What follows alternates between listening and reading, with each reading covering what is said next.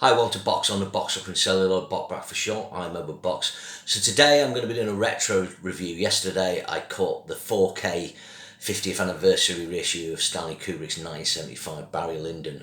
So this film's always held a fascination for me, going back 30 plus years ago. I had a book on 2001: A Space Odyssey. When I was really obsessed with that film, and Barry Lyndon was a film I was aware of because I'd seen it in a book that I had of the Oscars, and for 1975 season it got several nominations, but it wasn't on TV. I could never find it anywhere, but it had fantastic still from it of characters bathed in candlelight. And later I found out that Kubrick, in order to shoot in candlelight, had special lenses made by the Zeiss company, lenses adapted in order to do that. This was not been done before in film. So later on, about 30 years ago, they were showing a screening at my local art house cinema, the Tyneside Cinema, and I went to that and I was blown away by it. For a 3-hour costume film, it's not normally my thing. It's very slow, but it drew me in. I saw it on DVD later, I saw it on TV again, but I hadn't seen it for a long time, so I decided yesterday for the princely sum of £13.75 that I would go and see it, and I was not disappointed. So this is set in the 18th century, and the film is split into 2 parts. It had an intermission with it, which I love, and it stars Ryan O'Neill as Redmond Barry.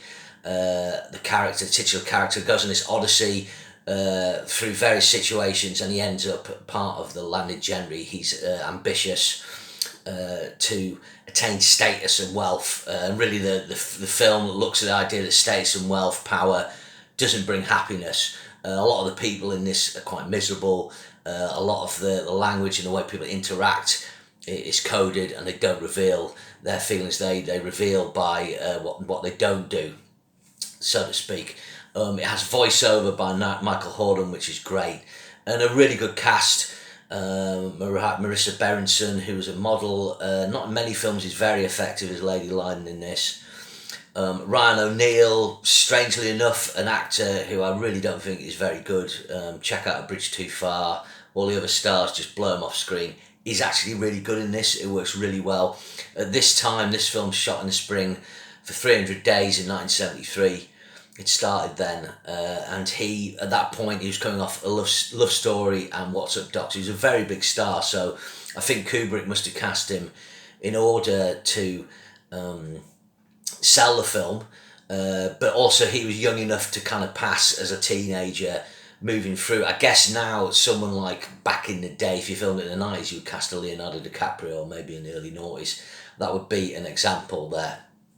But his Irish accent's not the best Irish accent ever, but it is solid enough, and in the sort of more emotional, tragic elements of the film, he's very good. He does really well. Who knew? But anyway, the big thing about this film is its look. This is every inch a technical to force for the costume drama that 2001: A Space Odyssey is for the science fiction film, in my opinion. Basically shot in natural light as much as possible, so the exterior scenes are kind of bathed in this slightly fuzzy glow. And Kubrick does his very famous 2 shots, so he'll have 2 characters in the frame, and then it will zoom back slowly and reveal the whole landscape. And this is where the influence of landscape painters, particularly Constable, comes into play. His interior scenes, again, he will use natural light from the big windows you have in these old houses.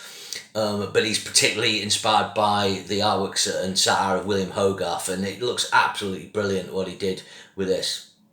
Hardy Kruger's in this as well, very good, one of my favourite actors from back in the day. And then, of course, the candlelight scenes are just astonishing, really. It bathes the actors in this kind of fuzzy glow, and you can't quite make out, you can make out the faces, but it's just not quite in focus, and the way it illuminates the rooms is quite something. Now, the adaptation of Wolf Hall recently shot in candlelight. I'd imagine with modern technology it's fairly easy to do that, but like I said, Kubrick had to push the boundaries with his cinematographer John Alcott, and John Alcott quite rightly won the Oscar for Best Cinematographer for this. Ken Allen won for production design. Basically they went mental. They used several houses in England, but particularly in Ireland where it's shot.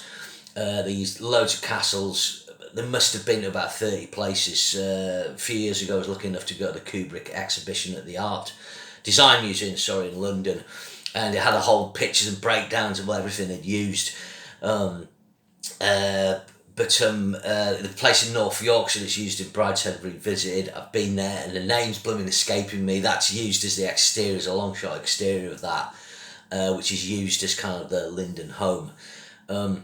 This is great. It begins and ends with two fantastic duel scenes. One that features Leon Vitali as Lord Bullingdon. Again, his performance is very good, and later on Leon Vitali became Kubrick's assistant. I think he only starred in another film. He's very good in this.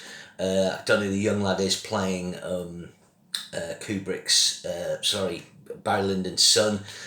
But he's very good as well, and Kubrick's very good in these scenes with the child. Again mirroring what he was going to do in the Danny Torrance character in The Shining. I can't speak highly enough of this. I think this is a 10 out of 10. I was just enjoying the whole film, enjoying the pace, the beautiful images, and it's got a wry wit to it. There was lots of moments where people were laughing, but it was just wry chuckles because everything's kind of underneath the surface. But just going back, it looks astonishing, and the adapted score, which won an Oscar by Leonard Roseman, where his adapted works of Handel, Bach, and so on, is absolutely brilliant. The main theme, which goes dun dun dun dun dun, is just absolutely brilliant. When it came blasting out the speakers in the cinema, and I had to stay at the credits at the end to listen to it. This is just a perfect synthesis of sound and image, with really good acting. Leonard Rossiter's in this as well. He's brilliant. So good. If you've not seen this film, it's very influential on Ridley Scott's The Duelist. If you look at a film like Ridicule, one of my favourite costume dramas from the 90s, or Royal Affair, this upped the game. If you're going to make a costume drama, you've got to look and feel like the period, and its slow pace tries to mirror that. Absolute masterpiece, and this reputation's growing every year. This guy, Kubrick, he really was one of the absolute masters of world cinema. Guy, an island unto himself, I think, in a lot of ways. Okay, thanks for checking that out, and I'll see you again soon. Thanks.